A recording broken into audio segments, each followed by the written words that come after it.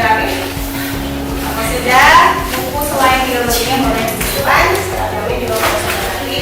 Kita mulai pembelajaran. Boleh dipimpin berdoa terlebih. Bismillah dan doaan. Allahumma bika asbahna wa bika amsayna wa bika nahya wa bika namutu wa ilaikan nusyur. Alhamdulillah. Dua absen ya. Fatia Azhara, Istiqomah, Masita, Naila. Setelah hari ini berarti masuk semua ya. Oke. Nah, sekarang sebelum kita belajar hari ini semangat gak? Semangat. Tahu tepuk semangat gak? Tahu. Oke, dia tepuk semangat, kita tepuk semangat dulu ya. Iya. Oke, tepuk semangat. Semangat.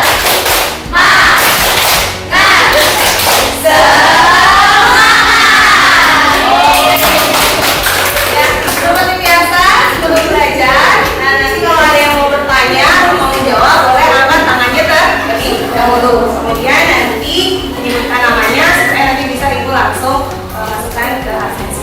Ya, jadi aturannya kalau mau bertanya atau menjawab angkat tangan. Nanti tahu siapa yang mau. Oke, sekarang sebelum ibu akan kasih tahu hari ini mau belajar apa, ibu mau menampilkan satu video terlebih dahulu.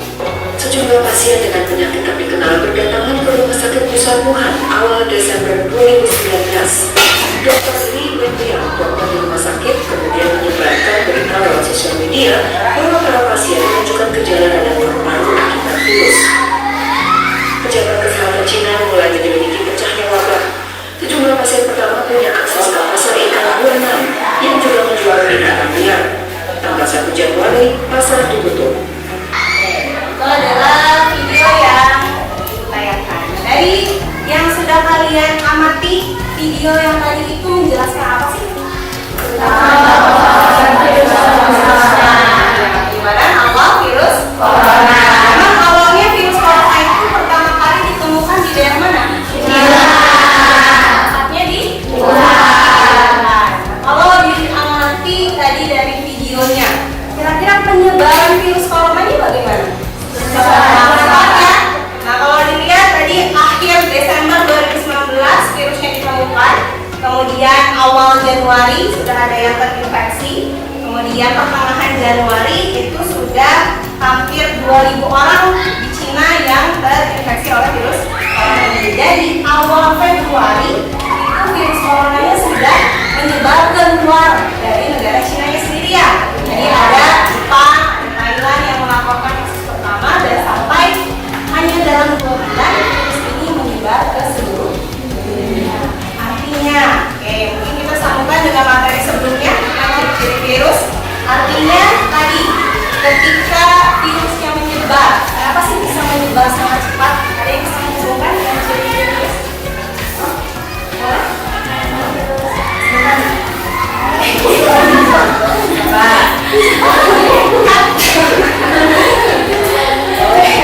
Ya, namanya? Dahlo. Kenapa? Namanya virusnya? Karena virus memiliki kemampuan untuk memperbanyak diri dengan cepat. Oke.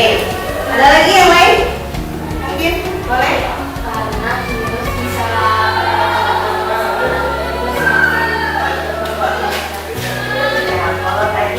Daro bilang karena berkembang biaknya cepat, tapi kalau Kuairi bilangnya karena tadi virus itu bisa mempengaruhi sel inangnya dulu, sehingga nanti sel inangnya akan dirusak atau nantinya akan membuat virusnya bisa berkembang lebih cepat. Ada hubungannya ya jawaban Kuairi dengan jawaban.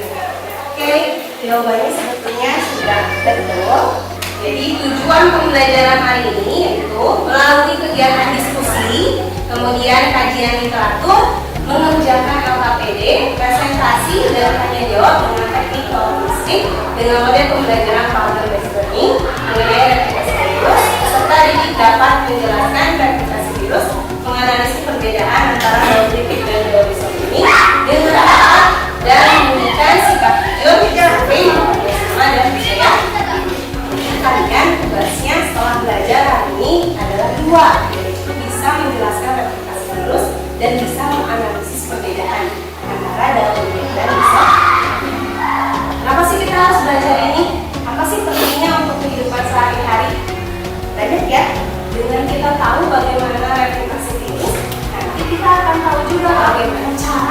mencegah supaya kita tidak terinfeksi virus, atau bagaimana cara menekan.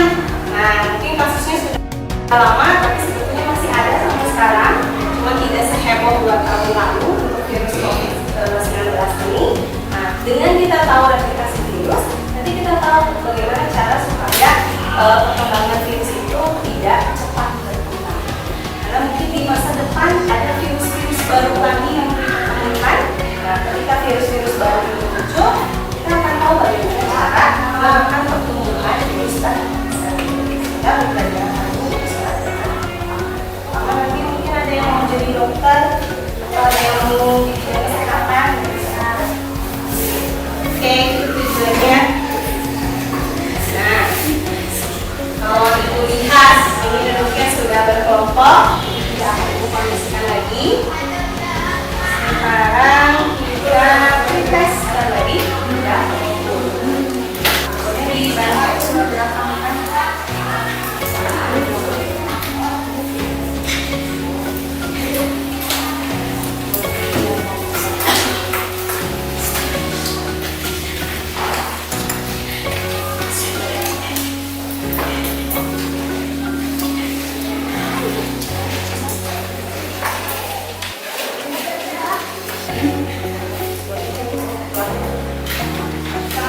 Waktunya hanya 4 menit. Silakan dikerjakan. Kalau sudah nanti dikumpulkan ke depannya. Jangan lihat itu dulu ya. Boleh bukunya biologi ditutup dulu. Presentasinya tidak besar ya.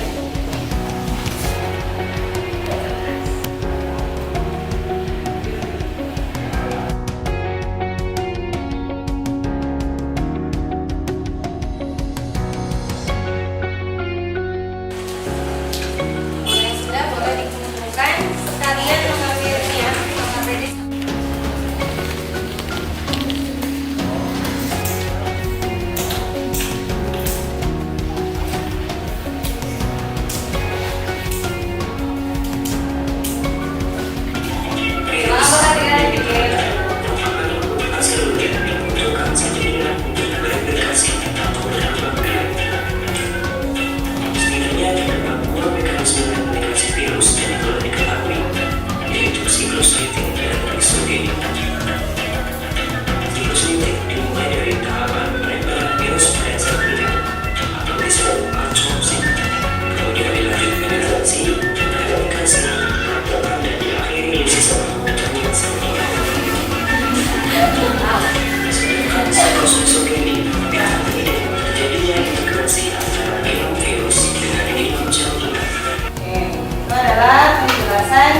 untuk bagaimana proses titik dan isoter. Sebelum kita berdiskusi, mungkin ada yang mau ditanyakan dulu? Boleh? Apa namanya?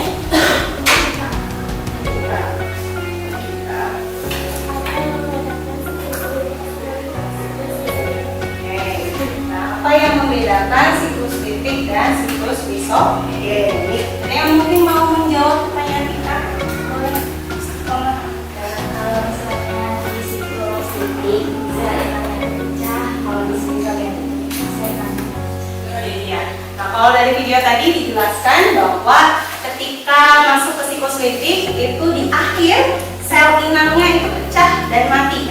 Kemudian tadi muncul virus-virus baru ya, atau disebutnya virion.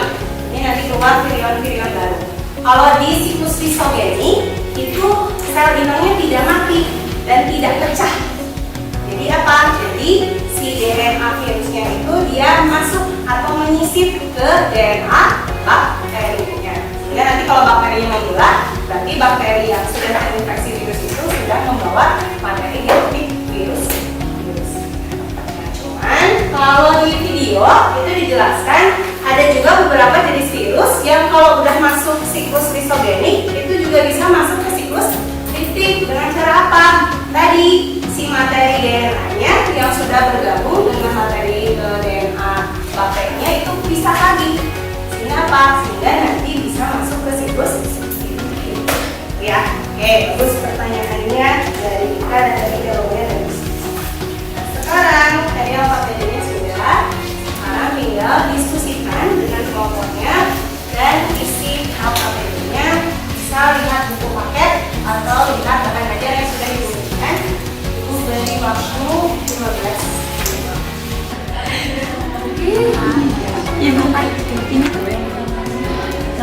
Pakai bahasa sendiri juga.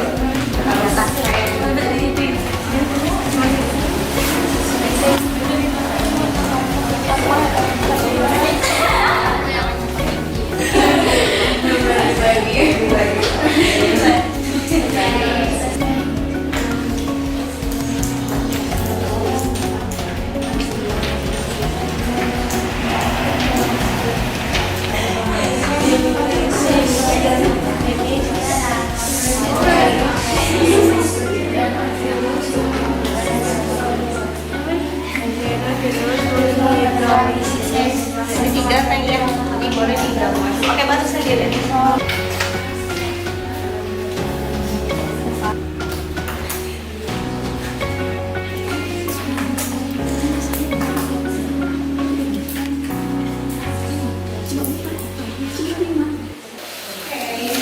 Ada yang sudah selesai? Sudah? Oke, sudah selesai semua? Sudah. Oke, kalau sudah, sekarang yang mau presentasi kelompok berapa? Boleh. Kelompok 3 ya? Oke, boleh kelompok 3.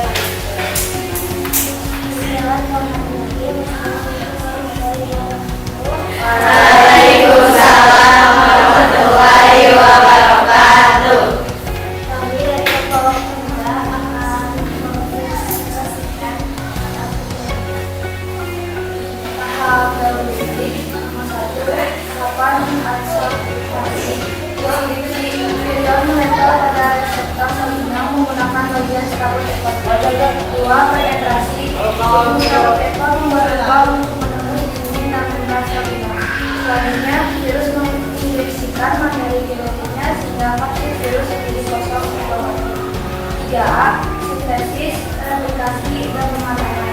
DNA virus menghidrolisis dan mengendalikan materi genetik salinan untuk membuat asam nukleat protein komponen virus. 4A. Lisis, menghasilkan enzim lisoidin, yaitu enzim yang dapat merusak dinding virus.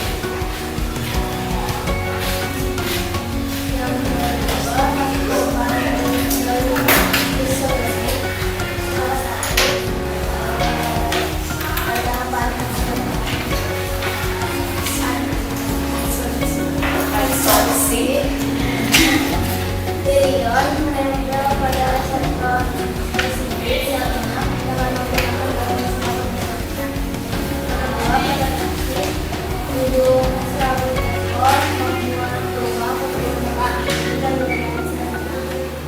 Selanjutnya, virus menginjeksikan materi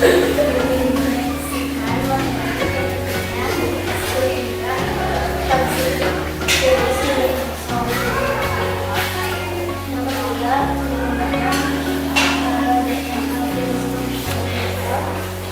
Tergabung dengan DNA perusahaan membentuk profil.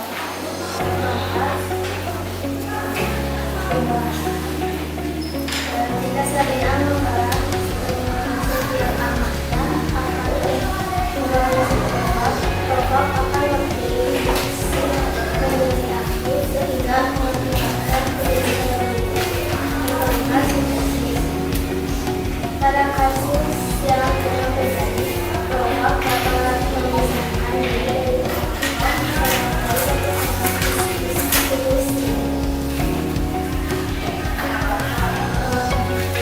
ada yang mau ditanyakan setelah kita presentasi? Oke, mau bertanya? Ada? Kalau diskusi sama ini bisa kita bahas. Oke, ditampung dulu pertanyaannya ya. 2 pertanyaan saja. Ini dari Namira. Mengapa pada isoprene salinan tidak? Oke, itu pertanyaan dari kelompok 1 Namira. Ada lagi? Boleh? Kelompok 2. Akan semua terus mengalami siklus hidup dan isoprene lalu disintegrasi. Ulangnya ya. Untuk kelompok 1 tadi pertanyaannya, mengapa pada siklus isogenik sel inang tidak mati? Mungkin ada yang sudah tahu jawabannya apa? Dari kelompok 1.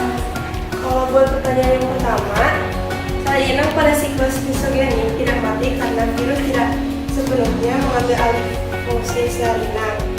Tapi mereka akan terus menyusup di dalam sel inang dan itu pun belah. Oke, itu jawaban dari kelompok 3. Mungkin ada jawaban lain dari kelompok lain? Boleh?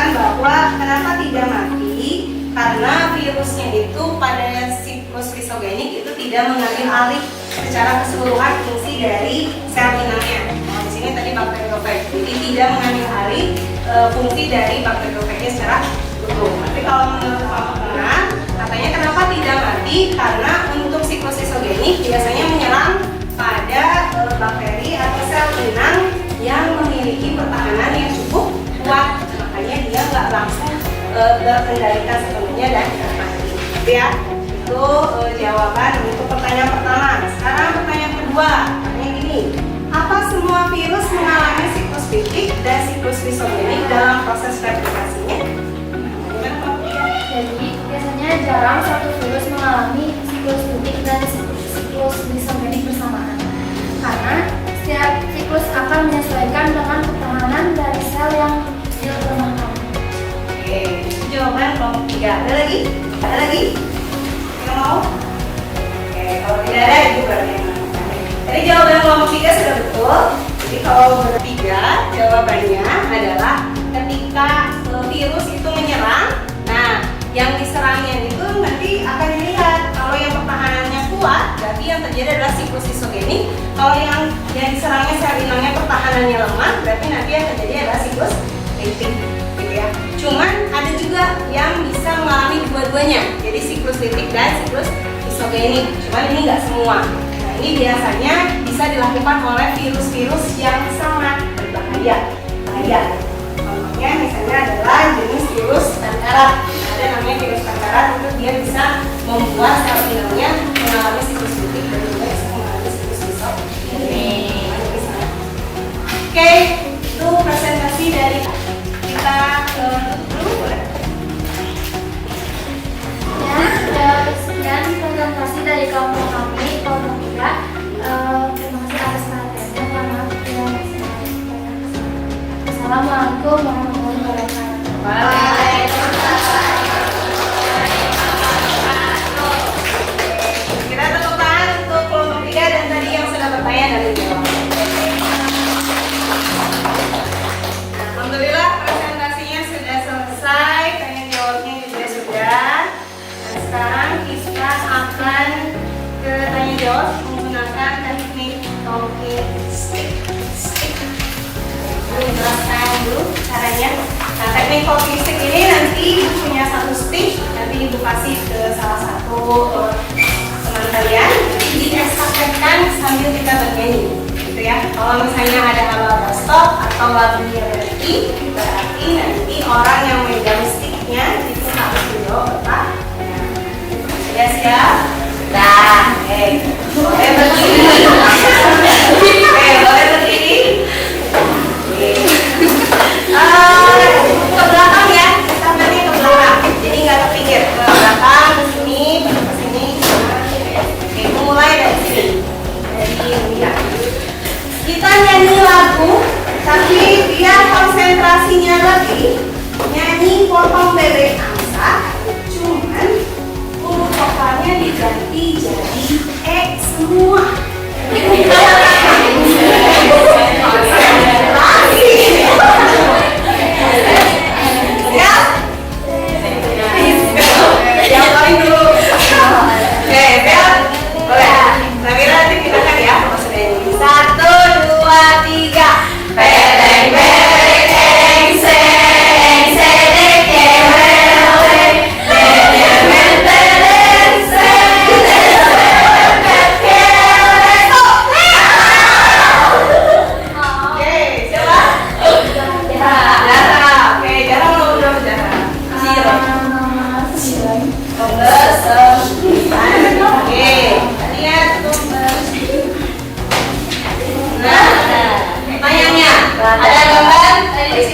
LKPD, kemudian tahapan yang ditunjukkan oleh nomor 3B adalah tahap penggabungan atau integrasi pada siklus isogenik. Yaitu berarti yang ini. Betul nggak? Itu tahap integrasi.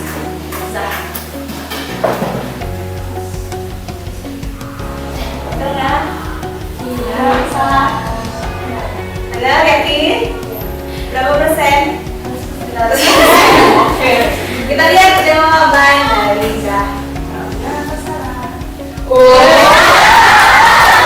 Oke, sekarang mau berapa? Balon dari lima ya? Ya. Tapi jadi semua. Oke. Semua rupanya. Boleh dari cara dia sampaikan. 1, 2, 3.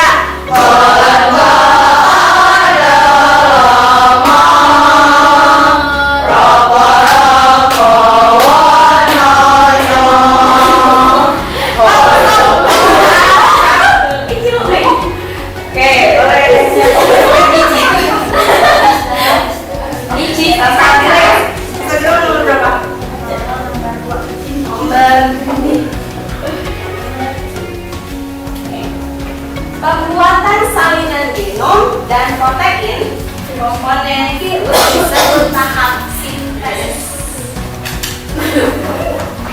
Pembuatan genom sama protein disebut sintesis. Betul atau salah? Betul. Oke, kunci jawaban dari Fasabila. Betul. Jawabannya?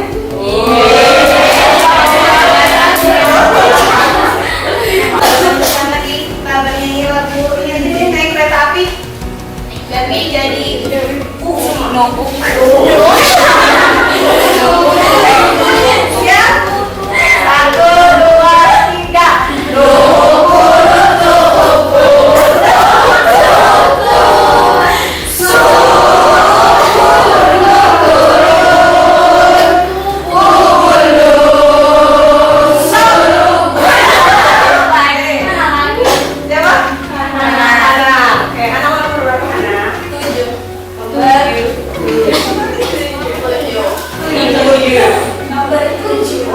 Perbedaan siklus kritik dengan siklus isogenik adalah dari kondisi akhir sel inangnya. Benar atau salah?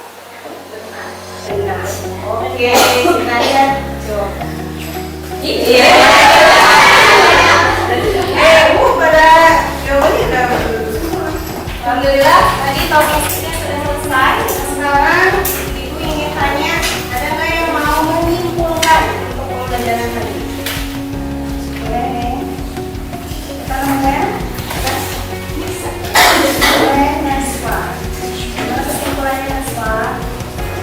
Reproduksi atau replikasi virus dibagi jadi dua. Ada siklus kritik sama siklus isogenetik. Kalau siklus kritik adanya proses lisis yang menyebabkan sel inang berarti siklus isogenetik ditandainya sama pemulahan sel inang yang di persisi biofag sama terus gak ada sel yang baru. Oke, itu kesimpulan dari Naswa. Ada lagi yang mau menyimpulkan? Ada? Katakan itu dimulai dari absorpsi, penetrasi, sintesis, replikasi, transfer dan uji. Sedangkan 8 siklus isogenik dimulai dari absorpsi, penetrasi, pembangunan atau penyimpanan dan pembuangan. Oke, ini adalah kesimpulan yang sudah disampaikan oleh Naswa dan Isna. Jadi diperkuat lagi. Nah, untuk daun kritik itu tadi ada kalau di buku itu hanya ada 5. Nah, tapi di sini ada 6. Itu ada absorpsi, kemudian ada penetrasi, ada replikase, kemudian ada pembentukan, ada perakitan, dan ada lisis. Sedangkan untuk di daun isogenik itu di sini bedanya kalau absorpsi sama penetrasi sama, bedanya adalah dari langkah ketiga, yaitu ada proses penggabungan. Apa yang digabungkan yaitu asam nukleat virus dengan asam nukleat bakteria atau asam nukleat itu DNA-nya. Kemudian nanti ada pembelahan. Jadi kalau sudah digabung asam nukleatnya kemudian sel yang membelah dan di itu menjadi 2 sel dan terakhir. Nah, untuk yang fase ke-6 ini tidak terjadi di semua daur, ini beberapa. Jadi ada yang cuma sampai profatnya membelah, nah, ada juga yang sampai sintesis. Nah, itu ketika dari daur seperti ini memasuki daur. Itu untuk materi hari ini. Nah, sebelum itu ada proses terlebih dahulu. Silakan diisi nanti di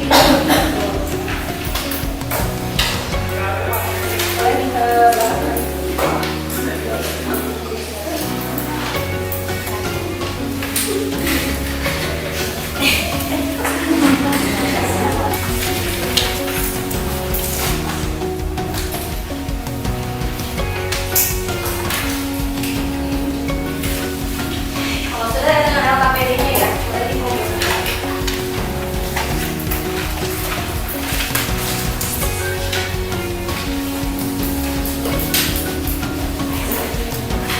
Alhamdulillah sudah selesai, LKPD-nya semua sudah dikumpulkan.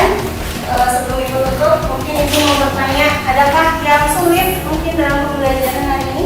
Atau yang paling susah?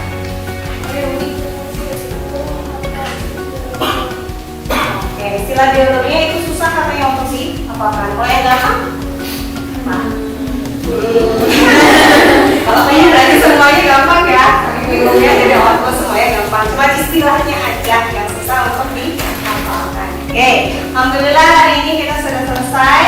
Kalian sudah sangat baik dalam pembelajaran hari ini. Nanti di pertemuan selanjutnya kita akan membahas tentang peranan virus. Jadi boleh dibaca-baca terlebih dahulu bukunya sebelum kita belajar.